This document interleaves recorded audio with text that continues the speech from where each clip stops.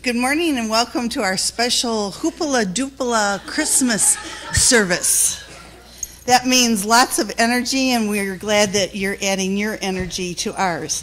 Our spirit music is number 244, and if you read the little insert explanation, this was written by a Unitarian Universalist minister in 1849, and we'll speak about that at other times. But if you would stand as you are willing and able to sing 244. And we might as well do all verses before other people take over the service.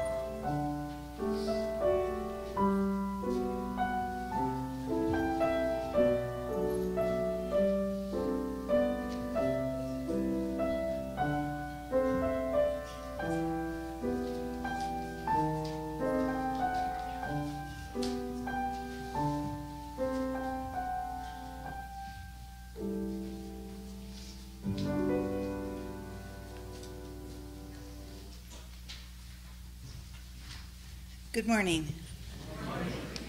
It's good to see all of you. We have representatives today from UU congregations all the way from Pennsylvania.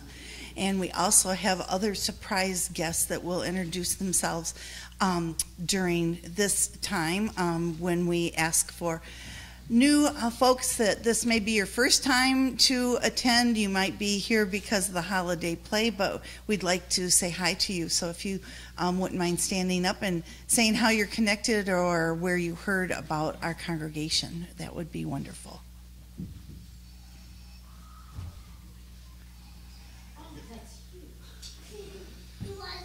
Hello.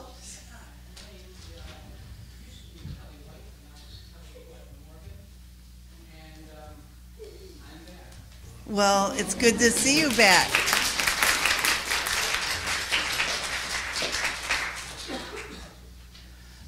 Okay, I have to do it. We're the Manchesters. We belong to that little guy up front. The Chenoweths. We are the grandparents. Megan is our daughter. Oh, that's great. Good to see you. We invite all of you to join us for coffee hour immediately following the service. It's downstairs. There's also an elevator if you need it. We welcome people and children of all ages. Today, the children have been working extremely hard with their coaches and their directors and their producers to create a wonderful holiday play for you. And so if any of you are fidgeting, no matter what age, and I'm looking at some of my elder members that sometimes have to fidget around, or people that are knitting and finishing their Christmas presents, we welcome all of you in all shapes and sizes and energy levels. Our welcome today comes from the words of George Beach.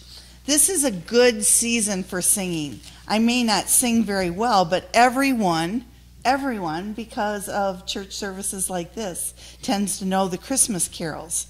And you can just sing and get away with bad singing or good singing. Nobody notices unless you refuse to sing altogether. So singing can come easy now. This is also a good day and a good reason for telling stories. The stories I like are both lifelike and a little fantastic, believable, and maybe not altogether believable. And sometimes they're both at once. So let us imagine together something other than the hard facts of what they are saying. The idea of angels singing and animals talking for a holy babe born in a barn and laid in a manger allows us to love a little while in a world where everything is different, and to get away with it. So today is about getting away with it. A most amazing recognition this is that I can take away. Life can allow you, and it can let you let go again. And this is a form of freedom. And isn't that what storytelling and the holidays are about? A form of freedom, of belief, and fantasy and reality all woven into one. This is a good season for all of us to believe that something happened and everything is different now. I don't need it to be, and I bet you don't need it to be, bigger or better or more beautiful than anybody. You can love somebody and get away with it. So what is it that you are getting away with?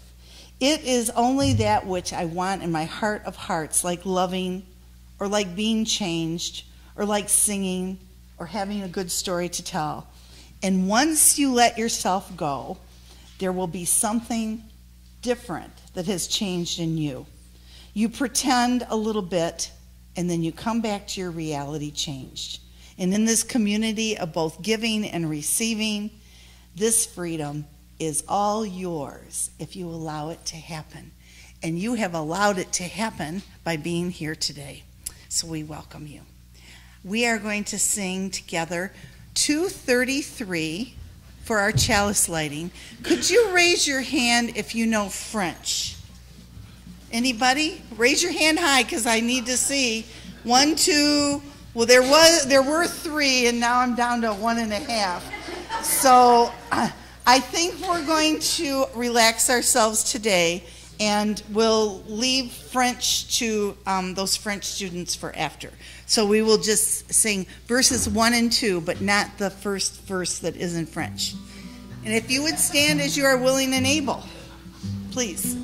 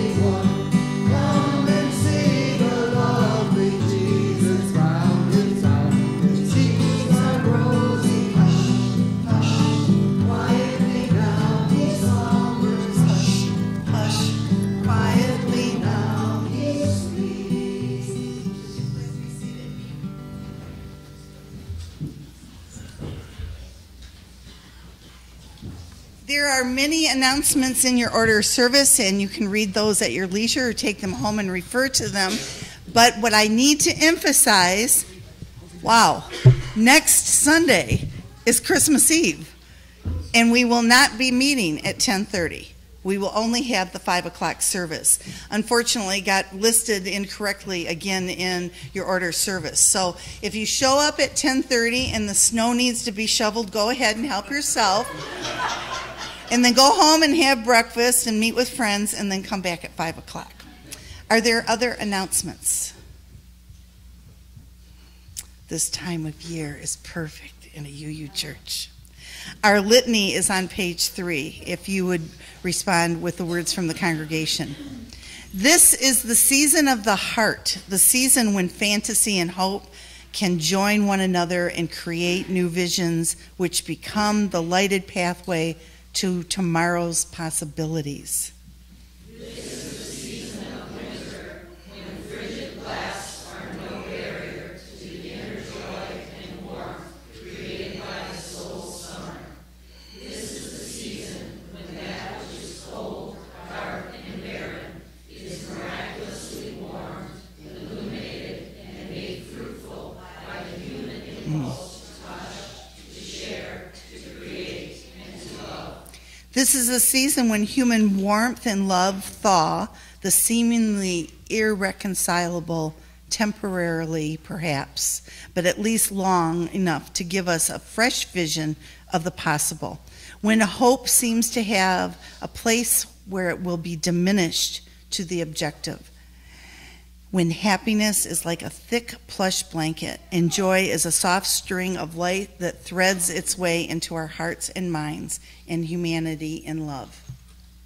This is the season of all people, of all time. The season when the voices we hear are the melodies of the heart's journey. When the young are never old, and the old are as if forever young. This is the season of all people, of all time. When distinctions melt and fade, and the children amaze us as each night a child is born. Is a holy night. They are the children of time. In all, may our gift to this season and to the children of time and timelessness be an open heart in which no one is ever denied lodging, and acceptance of the heart is open. It is a tradition that many of you are familiar with, as we do it weekly, to have joys and sorrows expressed. If you have a joy or a sorrow that you would like to draw our attention to so that we can focus not just our meditations and reflections, but possibly even our prayers towards, you could come up to the microphone.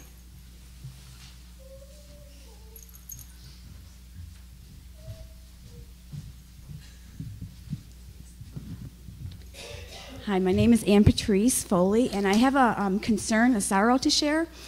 Some of you might know Cindy Mazur. Her and Charlie Butler were married here in the church about 1.5 years ago. Anyway, Cindy called me this week. She had moved to Upper Wisconsin, and she had a slip and fall a couple of weeks ago. She was actually carrying some kitties down to meet her parents' dogs, and they have a real steep incline. It's a steep and incline, it seems weird. Anyways, she had a slip and fall. She had a compound fracture on her ankle. There are rods that are being put through it right now, her tibia and fibula. So her and her husband met contra dancing. She's a dancer, and it's really affecting her life. And so she's having some kind of a meeting with the doctor on Monday about some potential upcoming surgery, possibly this coming Wednesday. So she's asking for anything that you can send her: healing energy, prayers, thoughts, love, and concern.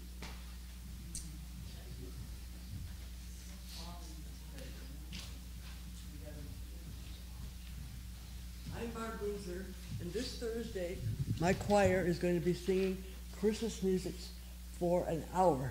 And in fact, when we do Silent Night, I'm going to do a trio with 2 men. I'm going to sing alto. They're going to sing soprano.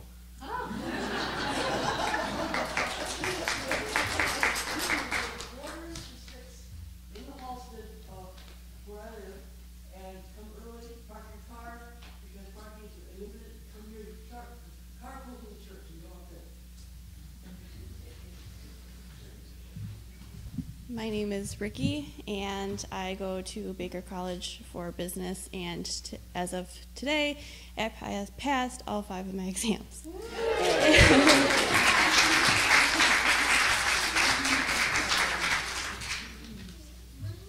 Hello, I'm Mark Petrie, and my mom is having surgery because she did the same thing years and years ago, and now it's affecting her hip. So hopefully that doesn't happen to your friend. So she's having a hip replacement on surgery on Tuesday. So if you can keep her in your thoughts, that would be great.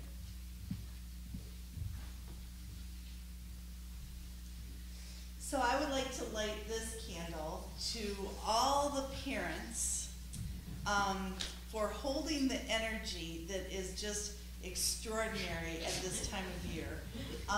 Some of us that have quieter households remember fondly and in an exhausting fondly way those years, and wish that we had more noise or a little bit more chaos or a little less perfect tree. And these are the years that we are grateful that you share with us in this congregation. And then I would like to light a candle for those joys and sorrows that were not expressed, that you might hold in your heart, or you might share with one another during coffee hour, or when you see one another during the week.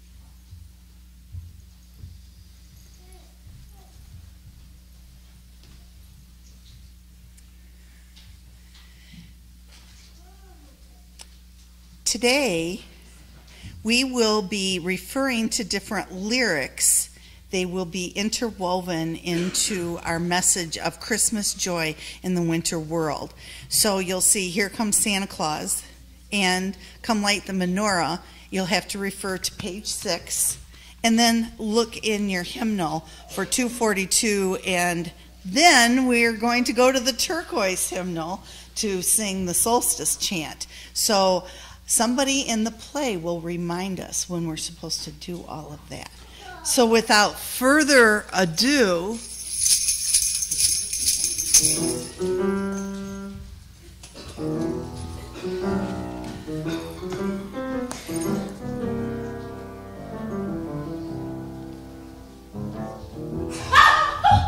Natalie! I didn't know you were there. I didn't know you were there. Whoa. Oh my gosh. Hey, have you seen Mark? I haven't, but he better hurry soon because we have a case to solve. Who's the client this time? I don't know. I just saw a red flash of light, and then somebody told me to come here to the North Pole for a secret assignment. Hey guys, sorry I'm late. Yeah, I found this place with a whole bunch of candy canes growing right out of the ground. Whoa, Mark, I thought we'd talk about eating food off of the ground. Oh, sorry. You guys, give me another chance. You know, it's always been my dream to be part of the happy organization of holiday operations. Ho, ho! Whoa! What's that? Whoa. A message, dear. Ho. I have been watching people for a while. They seem to have lost their smile. Well, there may be a chill in the air, but worse than that, people have forgotten how to care. I need your help. You have been chosen. Follow my instructions before my heart is frozen. And it's signed Mr. C. I don't see any instructions.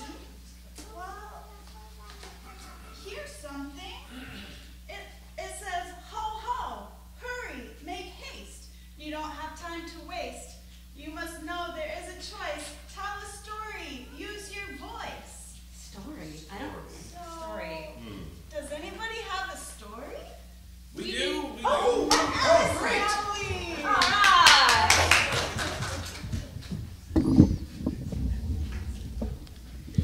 About 100 years ago, there was a young girl named Virginia O'Hanlon. She always believed in Santa Claus. After every Christmas, because she was a very good girl, she found many wonderful gifts under the tree. But some of the kids at school told her not to believe in Santa. I am 8 years old. Some of my friends say there is no Santa Claus. Please tell me the truth. Is there a Santa Claus? Yours truly, Virginia O'Hanlon. Well, your little friends are wrong. Yes, Virginia, there is a Santa Claus. Now, who didn't see that line coming? He exists as certainly as love and devotion and generosity and joy exist. Imagine how dreary the world would be without a Santa Claus. It would be as dreary as a world without lanes, or without Virginias.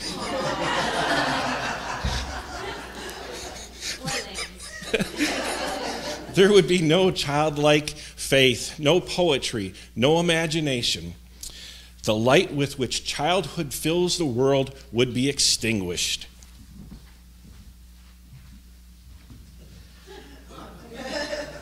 Ah, Virginia, in all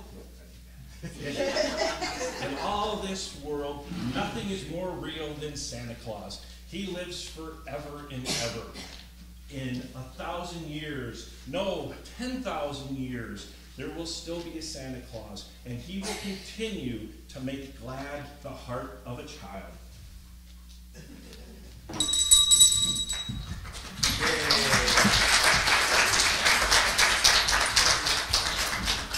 Thank you. I love that Virginia searched for her own truth, just like we do as Unitarian Universalists. Yeah, hey, you know what? That makes me want to sing Here Comes Santa Claus. Excellent. Everyone join us. Open up On your program and page sing. 6, was it page 6 of the program?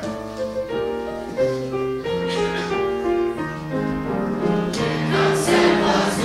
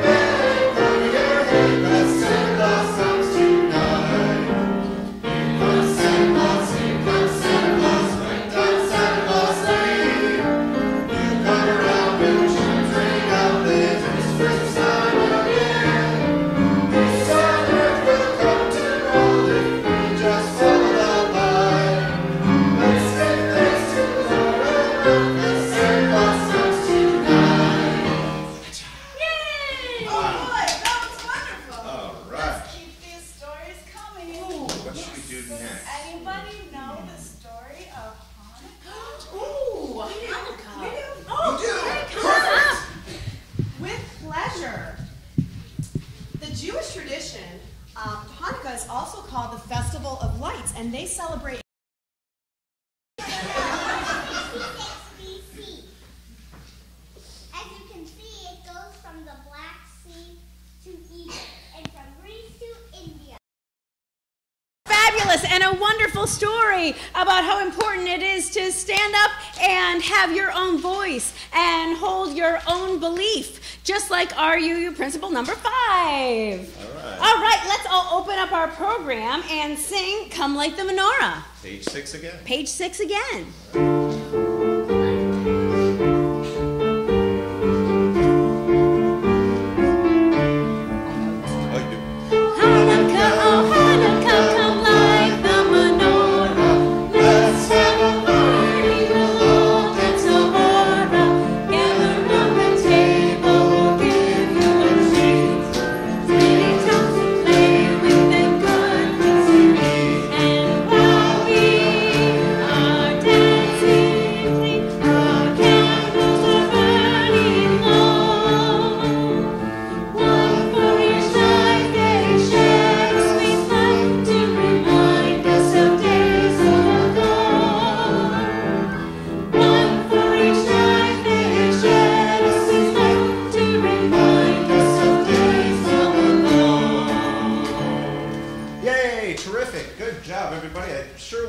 At least one more layer of ice off of Mr. C's heart.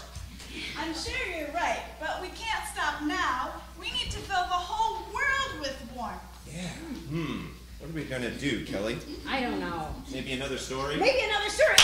What about light? That's the one.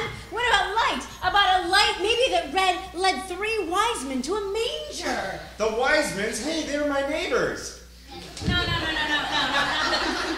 Not the wise men, the wise men. Oh, the wise men. Oh, I got it. Okay. Wise men, like scientists. Like wizards. Wise men like wizards. Wizards? No. Kinda. Like magi? Magi? Magi.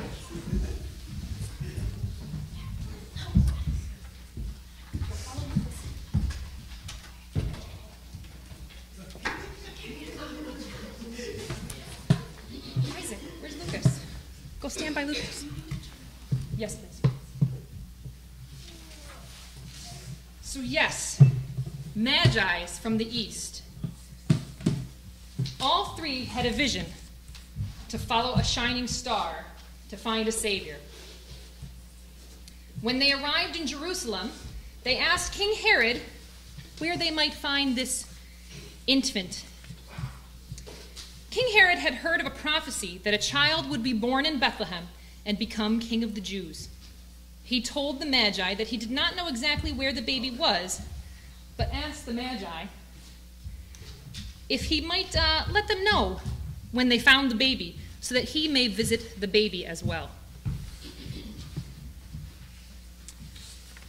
The Magi then found the baby laying in a manger and gave him gifts of gold, frankincense, and myrrh. It's okay. I know these are strange gifts for a baby, but it's all we had in the house.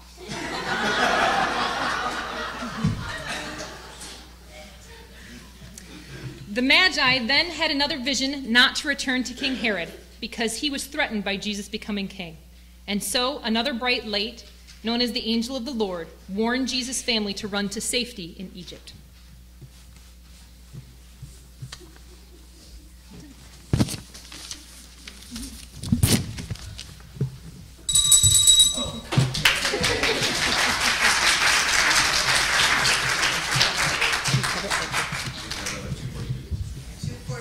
That's a very helpful light and a promising hope for a fair and peaceful world.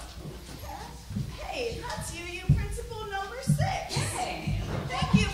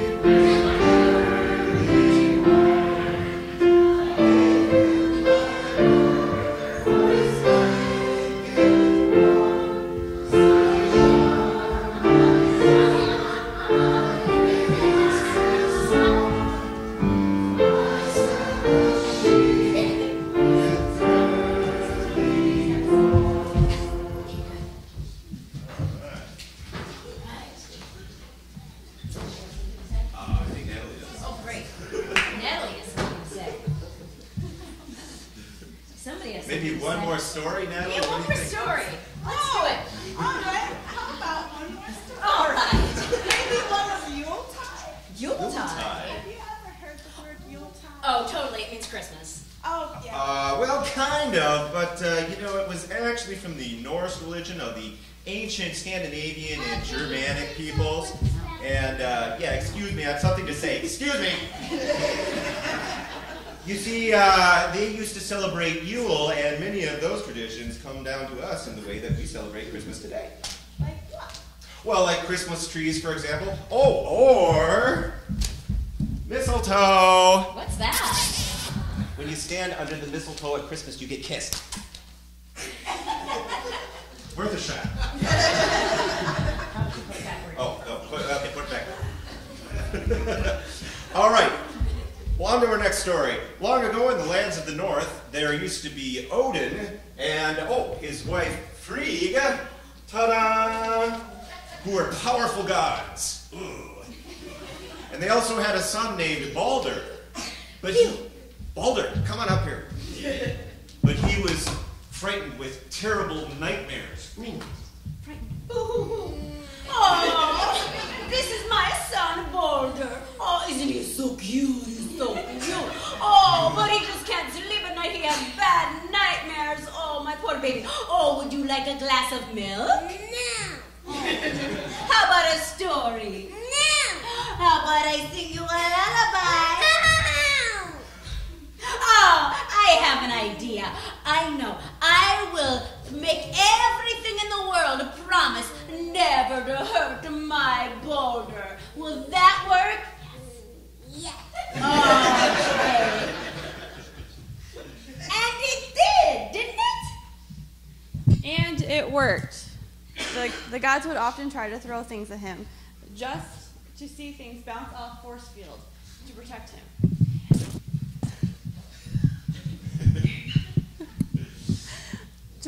It was fun and games to honor his power, but there was one who was jealous, Loki, the trickster. Look, nothing up my sleeve. What's this in your ear? Potatoes. No, there's a coin there. Look at that. Oh. Tricky indeed. Now, one day, Loki disguised himself and went to Frigg and asked, Why do all the gods throw things at Balder? Oh, it is to honor him, to show his power. You see, because I have... Oh, you have a line. Boy, do I have a line. What, have all things sworn to protect Balder? Well, yes, all things. I have made everything promise not to hurt my baby. Yes, except for one little thing. It's a shrub that lives in the east side of the Valhalla. It's called a mistletoe. I just thought it was too cute and young and feeble to make a promise like that. Mm-hmm. This is good to know. Yes. As soon as Loki heard this, he went away, cut off the mistletoe, and returned to the place where the gods were assembled. There he found Hodor, the younger brother of Baldur, standing apart without partaking of all sports. Have I got an idea for you? Right by the microphone, you have an idea. Have I got an idea for you? You're wondering what people are doing? I'm going to help you throw something at Baldur to see that he's why immune. isn't he throwing anything? Oh, you know what? Can you see? Because I am blind and have nothing to throw. I'm going to help you. Here, let me take you there. Okay. Right about there. I want you to take it, and I want you to fling it. 1, 2, 3. Oh, it struck Baldur, and he fell lifeless. Oh, and everyone cried, including the animals from the previous scene. They came up and they cried for Baldur. They cried for Baldur. And his mother held him, and her tears fell upon him and brought him back to life. Oh!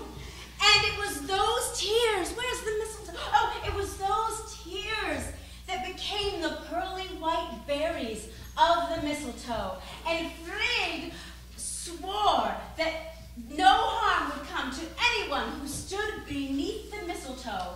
Only a kiss, mwah, a token of love. Great.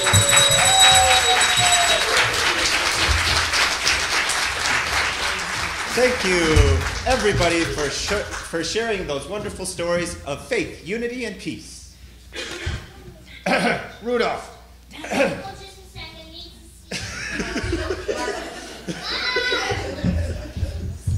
Good work, kids. Rudolph? Hey, that's Mr. Rudolph to you. I'm very proud of you. You helped save Santa. Santa? That's right. His heart was getting so cold that he thought that kids only thought about presents. But you warmed him right up with your warm stories. Aww. Well, that's great. We're gonna... Thanks, Rudolph. Thanks, Rudolph. Thanks, Rudolph. And we were gonna sing. We are gonna sing. One last song. In the blue.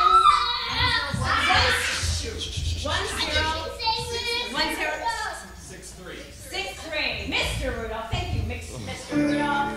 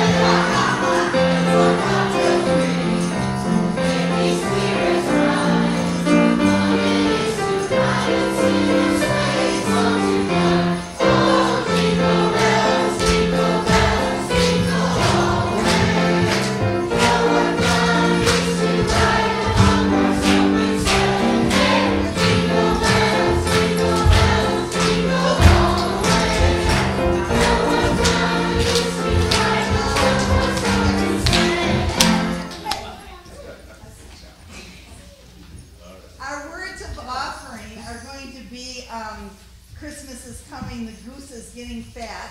And Elizabeth and I have spent 3 seconds getting ready for this. Some of you might have heard the Miss Piggy version, and if I would have given it to somebody in the back, you'd hear it right now. But instead, we're going to sing it together and see if you can join along. The words are in your order service on page 4. Oh, we have to do the first part first, right? Can we do that? Christmas is coming, the goose is getting fat.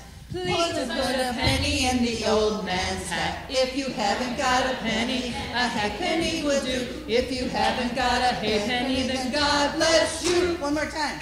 Christmas is coming, the goose is getting fat. Please put a penny in the old man's hat. If you haven't got a penny, a halfpenny will do. If you haven't got a halfpenny, then God bless you. Thank you, Chris.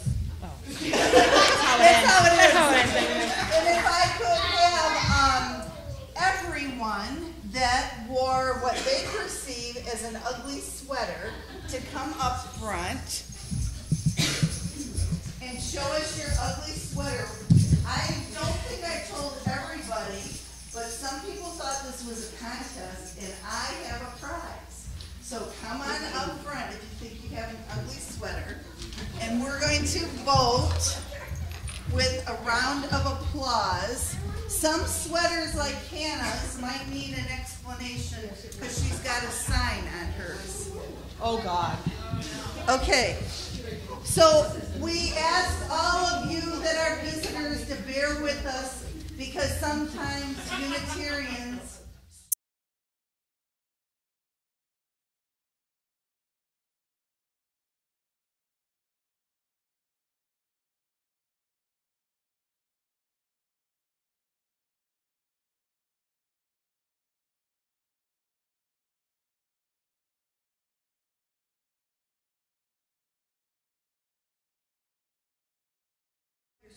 Okay, well, I have a pretty sweater, and I've had it for years, but I made it ugly by some quotes. We won bigly, and Make America Great Again, and you will like this bill hugely. Okay. And so, Elizabeth, tell us about your sweater. Ode to humanity.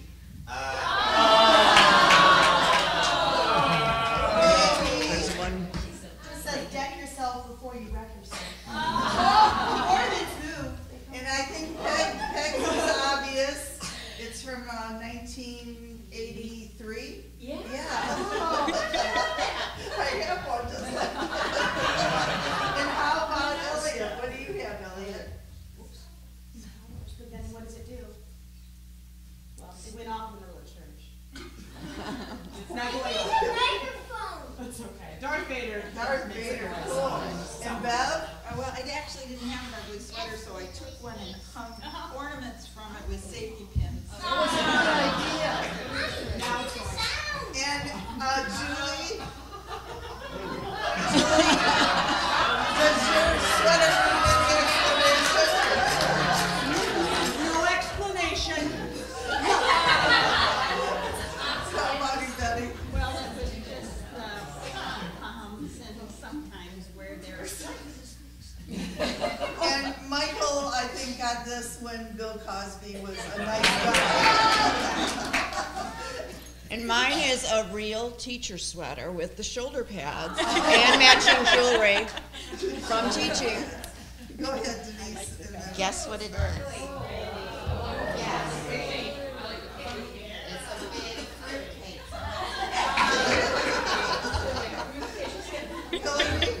I have Feliz Navidad because I'm the one in the back knitting with wool from a sheep. And self-explanatory. Gina? Here, 1980s. Okay, give this much round of applause, just a second, for the ones that are okay, like this. But the ones that you really want to be in the finals. Yes. Okay, so. So I'll do one, the down truck one. Okay. How about this one? Barbara, you sit down. Barb can't be ugly. How about?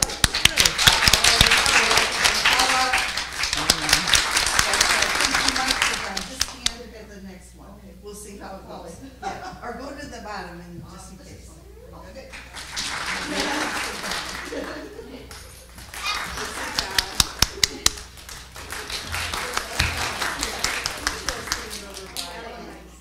Oh, and how about Elliot?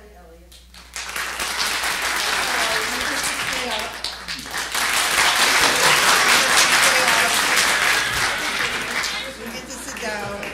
You get to sit down.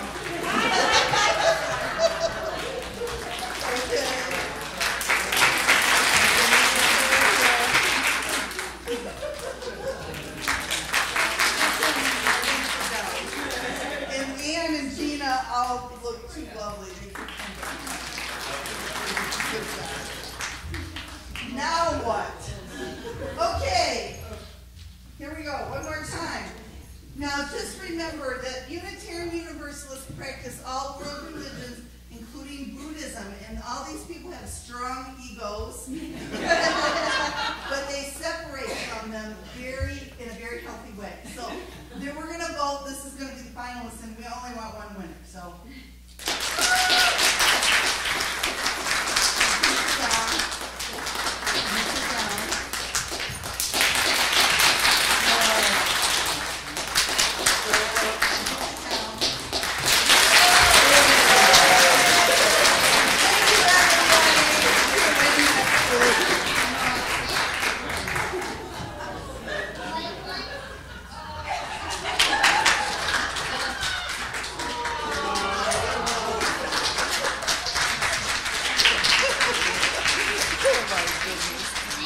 Okay.